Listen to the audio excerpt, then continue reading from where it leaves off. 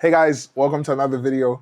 This time what we're gonna do is we are looking at what workflows are in 360Onboard, right? So exactly what are workflows? If you've used anything like Zapier or any other automation platforms, it's a simple, when this is completed, do this next. That's it, right? So by default, I'm gonna kind of bring you guys in here. By default, right, when a step completes, it just moves on to the next step. That's a very simple concept. But let's say you did want a workflow in there, right? Let's say you do want a workflow, right? After somebody finishes maybe the business and goals intake form, you want to send an email or an SMS, or if you know what a webhook is, you want to fire a webhook, right? You just come to the workflows page and you set all of that up, right? So for example, with business and goals intake, after everything is done, you could put a send email step right here. And what that step would do is you select the template, right? If you have no idea what a template is, or if you've never set up a template, once you click this, you'd be able to come and create your own template, right? So here, for example, we could call it for the video, and you'd be able to create it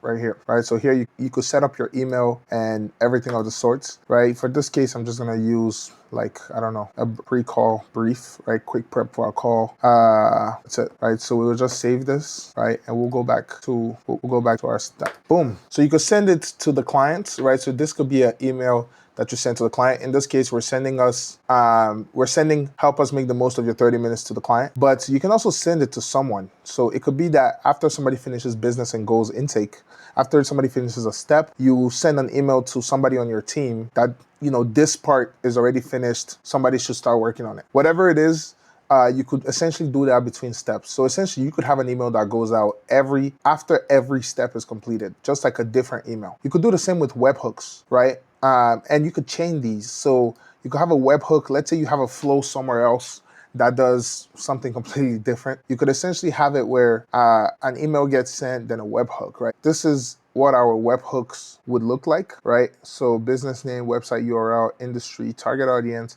right? So we would put the actual answers right here too, just for your use, right? You could send SMS to, that's if you've set up Twilio. In this case, we haven't set up Twilio, right? So connect the Twilio account. We haven't set one up, so you should probably go set that up if you want to send SMS.